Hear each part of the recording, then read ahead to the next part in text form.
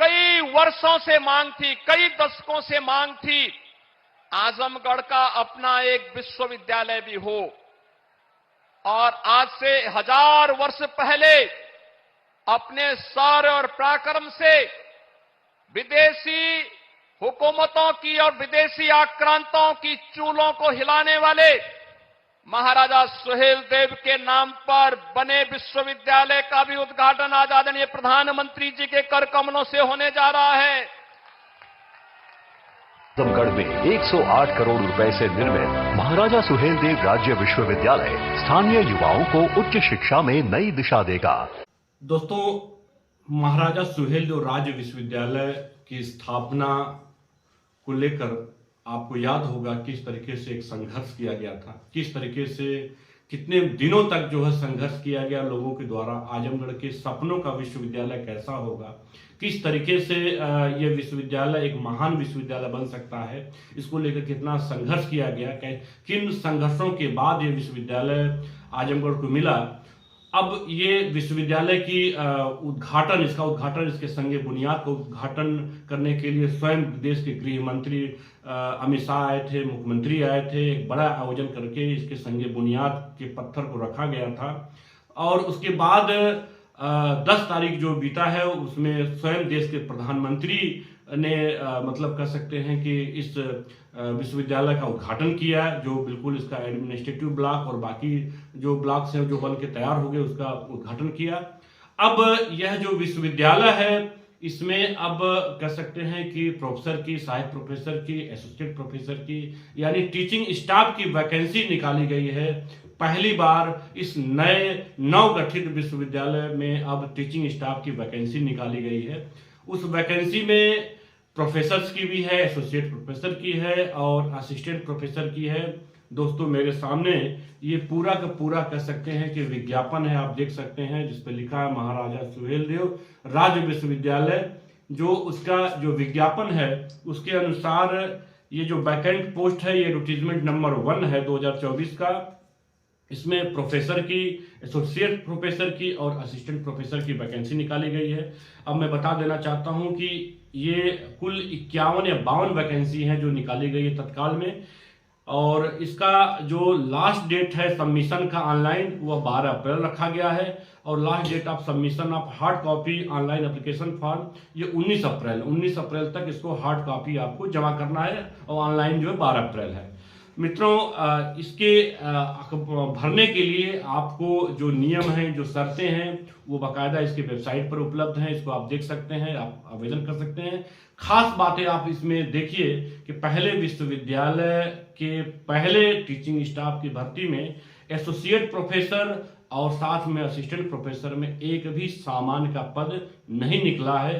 Professor में unreserved तो निकला हुआ है, लेकिन कह सकते हैं कि जो असिस्टेंट प्रोफेसर है, एसोसिएट प्रोफेसर है, उसमें या तो पिछड़ी जातियों के लिए निकला है या तो SC ST के लिए निकला है। दोस्तों, मैं आपको बताता हूं कि किस पद के सापेक्ष कितने पद हैं, उसको आप देख सकते हैं कि जो प्रोफेसर है, प्रोफेसर के लिए अर्थशास्त्र में, इकोनॉमिक्स में एक पद निकला हुआ है।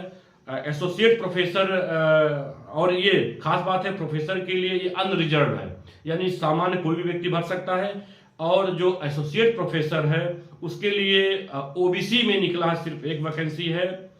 और असिस्टेंट प्रोफेसर में जो निकला है अर्थशास्त्र में वह SC के लिए निकला है, एक वैकेंसी। यानी असिस्टेंट प्रोफेसर में न तो OBC का है, न अनरिजर्व है, और न ही ST है, और न EWS है। उसी तरीके से एसोसिएट प्रोफेसर में न अनरिजर्व में कुछ है, नहीं SC में कोई वैकेंसी है, ST में भी कोई वैकेंसी नहीं है, और EWS में भी कोई वैकेंसी नहीं निकाली गई है।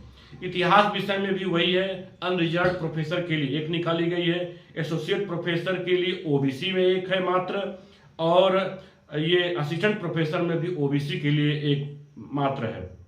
अंग्रेजी विषय में प्रोफेसर में कह सकते हैं कि SC के लिए एक निकला हुआ है इंग्लिश में, और यानी सिर्फ SC कैंडिडेट ही इसमें प्रोफेसर के लिए अप्लाई कर सकते हैं अंग्रेजी विषय में। और एसोसिएट प्रोफेसर में केवल OBC का एक पद है, अप्लाई किया जा सकता है एक पद के लिए। और असिस्टेंट प्रोफेसर के लिए आपको OBC कैंडिडेट ही इसमें अप्लाई कर सकते हैं, अंग्रेजी विषय में एक पद है मात्र। कंप्यूटर विज्ञान में, कंप्यूटर साइंस में कह सकते हैं कि प्रोफेसर के लिए एक अनरिजर्व है, और साथ में एसोसिएट के लिए भी एससी कैंडिडेट मात्र एक है, और असिस्टेंट प्रोफेसर में भी एससी के लिए ही वैकेंसी निकाली गई है। इसी तरह से गणित में ओबीसी प्रोफेसर के लिए, और एसोसिएट में ओबीसी है, और असिस्टेंट प्रोफेसर में भी ओबीसी ही है। गृह विज्ञान में अगर देखा जाए तो गृह विज्ञान में प्रोफेसर के लिए ईडब्ल्यूएस निकाला है, यानी पहली वैकेंसी अभी आपको मिली ईडब्ल्यूएस गृह विज्ञान में, और एसोसिएट प्रोफेसर के लिए ओबीसी है, और असिस्टेंट प्रोफेसर के लिए भी ओबीसी है। यह विषय है गृह विज्ञान। पत्रकारिता और जनसंचार में देखा जाए तो प्रोफेसर के लिए जो वैकेंसी निकली है वह एससी में एक है, और एसोसिएट प्रोफेसर में ओबीसी के लिए है, और असिस्टेंट प्रोफेसर में भी ओबीसी के लिए है पत्रकार जर्नलिज्म एंड मास कम्युनिकेशन में। फिर आप आ जाइए मैनेजमेंट एंड बिजनेस एडमिनिस्ट्रेशन में, यानी प्रबंधन और व्यवसाय के क्षेत्र में जो निकली है वैकेंसी वह है अनरिजर्व है, एक है, और एसोसिएट प्रोफेसर के लिए एक है जो एससी कैंडिडेट के लिए होगी, और असिस्टेंट प्रोफेसर के लिए एक है जो ओबीसी होगी। इसी तरह से भूगोल में भी, तो ये आप देखेंगे कुल मिला के एक से लेके कुल 17 विषय हैं जिसमें अलग अलग वैकेंसी निकली है। कुल मिला के 52 के आसपास, 51-52 के आसपास वैकेंसी है। खास बात ये है कि इसमें जनरल कैंडिडेट के लिए असिस्टेंट प्रोफेसर में और एसोसिएट प्रोफेसर में कोई अनरिजर्व नहीं है। आगे चलते हैं इंस्ट्रक्शंस में। आप देखिए जो निर्देश दिए गए हैं विश्वविद्यालय के द्वारा, उसमें खास बात यह है कि 1 से लेके कुल मिला के ये 26, 35, 42 नंबर तक के निर्देश दिए हैं। रजिस्ट्रार के नीचे देखिए वो लगी हुई है, और ये कुल 42 नंबर तक इसके दिए गए निर्देश, 42 निर्देश इसमें है। मैं आपको निर्देश संख्या 6 पर ले आता हूं। ये इसमें लिखा गया है कि in the process of appointment where applicable the previous stipulated in the governor's secretariat मतलब यूपी ऑर्डर, ये जो 2 जुलाई 2021 एवं ये 18 मई 2021 का जो आदेश जो राजभवन सचिवालय का है वह पूरी तरह से इस पे लागू होगा। यानी इसमें शॉर्ट लिस्टिंग होगी, लिखित परीक्षा होगी, उसके बाद इंटरव्यू एक सीट पर 10 लोगों को कॉल किया जाएगा। यानी जो राजभवन का आदेश है वह विश्वविद्यालय में लागू होगा, यूपी स्टेट यूनिवर्सिटी लागू होगा, साथ में जो लेटेस्ट जियो आएंगे वो लागू होगा, जितने नाम्स हैं, जितने कैटेगरी हैं सब लागू होगा। ये सारी बातें ये इंस्ट्रक्शंस में लिखे गए हैं, सारी बातें इसमें लिखे गए हैं स्पष्ट रूप से कि वो सारे के सारे निर्देश पालन किए जाएंगे।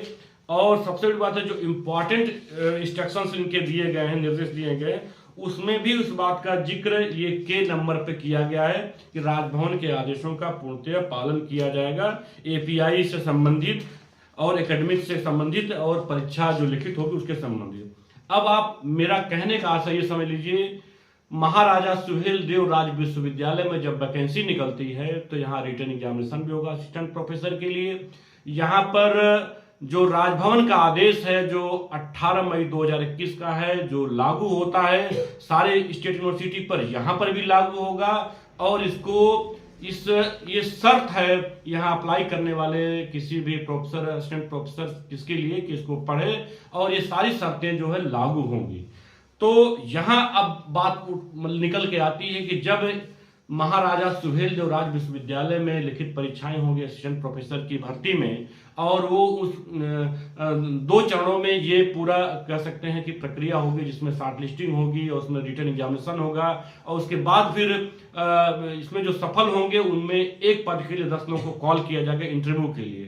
तो ऐसे सिचुएशन में इसी महाराजा सुहेलदेव राज विश्वविद्यालय से संबद्ध सिबली कॉलेज में क्यों नहीं लिखित परीक्षा होगा, क्यों नहीं राजभवन का नियम लागू होगा, यह एक सवाल है। और अगर लागू नहीं हो रहा है तो फिर यहां कैसे लागू होगा? यहां भी लागू नहीं होना चाहिए, क्योंकि जो डिग्री कॉलेज है वो इसी विश्वविद्यालय के अंतर्गत है, और इसी विश्वविद्यालय से संबद्ध जितने भी डिग्री कॉलेज होते हैं वो विश्वविद्यालय के नियम को फॉलो करते हैं, और विश्वविद्यालय को राजभवन के नियम को यानी कुलाधिपति के नियम को पालन करना होता है। दोस्तों अब ये सवाल उठता है कि जब राजभवन के नियम यहाँ लागू हो रहे हैं, राजभवन के नियम के अनुसार ही यहाँ पर भर्ती होंगी। और खास बात यह है कि जो सचिवालय के आदेश 18 मई 2021 के लागू हो रहे हैं लिखित परीक्षा के लिए, तो सिविली कॉलेज में लिखित परीक्षा नहीं कराई गई है। उसके बाद भी कुलपति ने यानी वीसी ने, वाइस चांसलर ने कैसे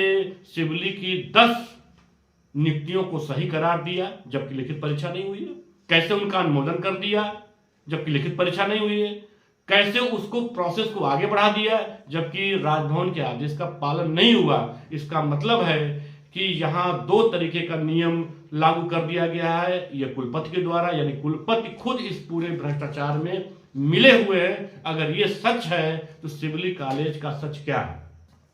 अगर ये सच है महाराजा सुहेलदेव का, सच ये है कि इसमें सारे निर्देश लागू होते हैं राजभवन के, तो सारे निर्देश राजभवन के सिविली कॉलेज पर लागू क्यों नहीं होंगे, यह एक बड़ा सवाल है। और अगर लागू नहीं हो रहे हैं तो क्यों लागू नहीं हो रहे हैं? ऐसे सिचुएशन पे कुलपति की भूमिका संदिग्ध मानी जाएगी कि आप अपने विश्वविद्यालय में जब भर्ती कर रहे हो, जब विश्वविद्यालय कैंपस में भर्ती कर रहे हो तो सारे नियम लागू होते हैं, और आपसे विश्वविद्यालय से संबद्ध कोई डिग्री कॉलेज है वहां वो नियम क्यों नहीं लागू होंगे? लागू होंगे। जबकि आप ही के समय में जो लखनऊ विश्वविद्यालय है उसके अंतर्गत सीआईपीजी कॉलेज आता है, मुमताज पीजी कॉलेज, तो वहां पर लागू होता है, वहां पर लिखित परीक्षा होती है। जो कानपुर विश्वविद्यालय है, छत्रपति साहू जी कानपुर विश्वविद्यालय, वहां पर क्राइस्ट चर्च कॉलेज है, वहां पर भी लिखित परीक्षा हुई है।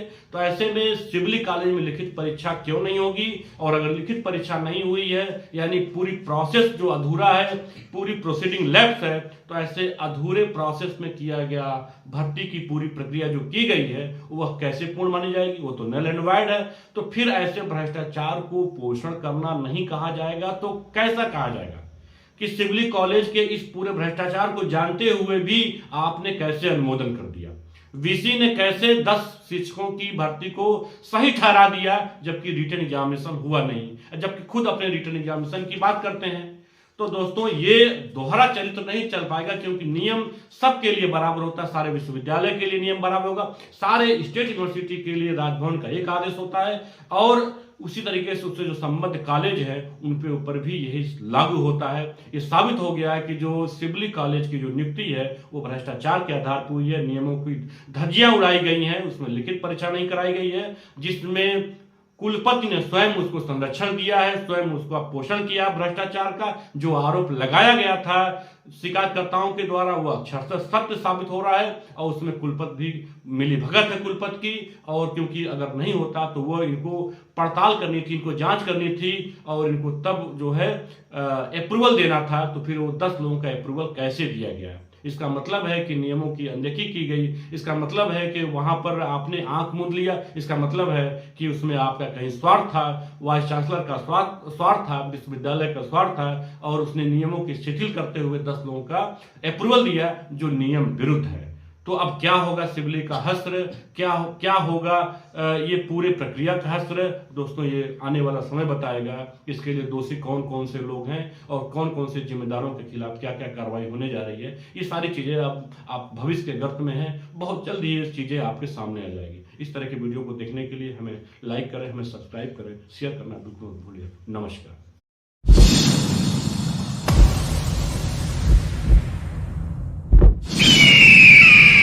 आप देख रहे हैं शार्प रिपोर्टर।